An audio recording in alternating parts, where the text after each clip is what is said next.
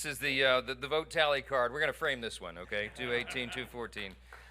I would sum it up with one word. It's belief. Okay, we had a vision for what we wanted to do as a group. We believed in the election cycle last fall that we were going to be given this great blessing of unified government, that we would have the White House and the Senate and the House aligned, in alignment, unified government. And we did not want to waste that opportunity because we understand the history that comes along with it, the opportunity that we can do for the country, and we believe that we would have that chance. And then I believe in the people that are standing here behind me. I believe in this group, every single one of them individually.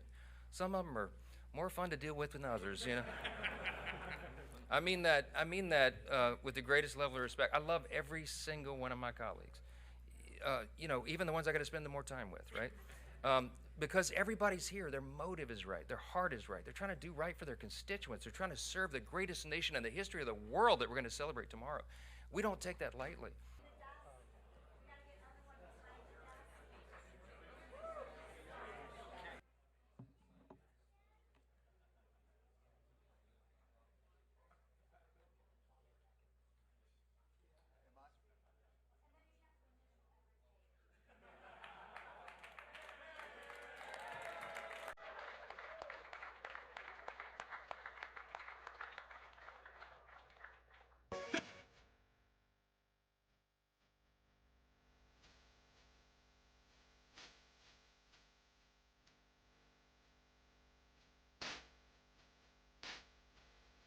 But when we went to the Senate, of course, as the other chambers have to do, they made some changes. They sent it over to us. We didn't have it for a lot of time.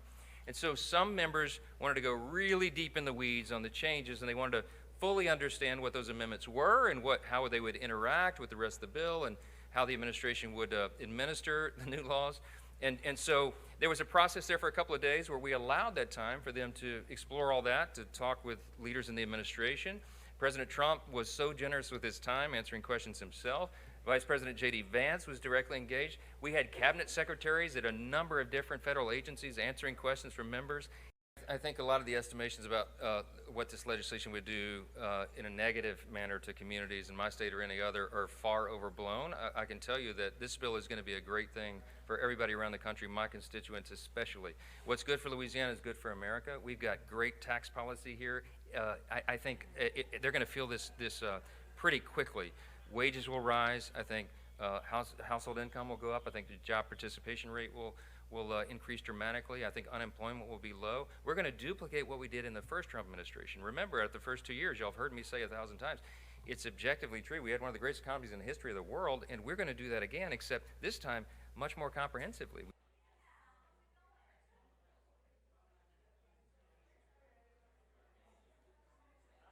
There will be monthly job reports.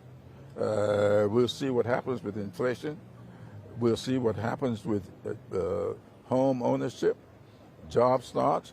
If cutting $1 trillion out of Medicaid is what we call progress, I'd like to see what failure is, because that is what we have just seen happen.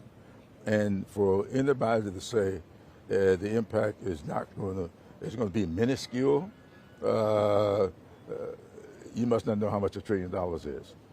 There have to be consequences to these votes, and we have to decide if this is just a joke or just for TV or if this is our real lives. And I hope people vote like it's our real lives. No, I think when America understands that things like if you're able to work, you ought to work, and we need to clear up some of the fraudulent behavior so that it provides for those single moms with 2 kids that are maybe just getting by, and it doesn't collapse the system. The least amongst us is a biblical reference that Jesus made, and I kind of dig it. You know, if you think about like who sort of helped them get to where they are right now, when you think about MAGA, you think about the majority that they have, they represent a lot of lower income people. I see them all the time in the DFW area.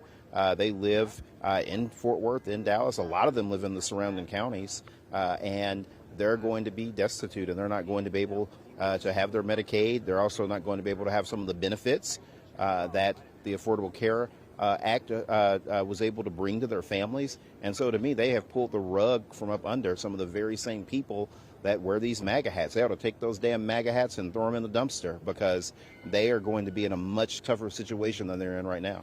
Winning is caving. Well, if winning is caving, then I guess we caved. Mr. Chairman, can you tell us what kind of deal, what kind of concessions were made? No, just that when you put them all together into the package, it was a much better package than the Senate package alone, or what would have come back from the Senate if we had sent it over to the Senate. And remember, this process has been going on since January. When we started, what was on the table was $300 billion in spending reduction. We, by holding to what the Freedom Caucus has done for the last 10 years, which is make deficit reduction a primary motive, we achieved $1.5 trillion, and that doesn't include the agreements we came to last night that will further reduce spending outside the framework of the bill.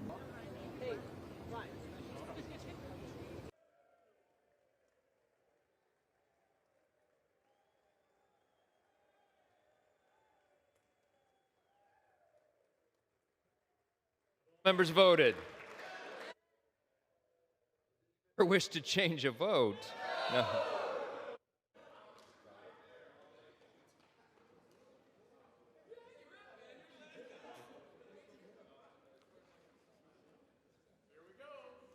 On this vote, the yeas are 218, the nays are 214. The motion is adopted.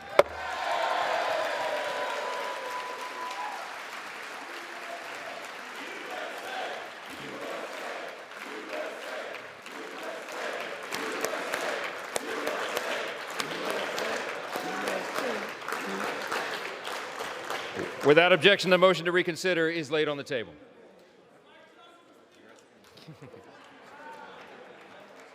Press on for the American way of life. Press on for democracy. We're going to press on until victory is won. I yield back.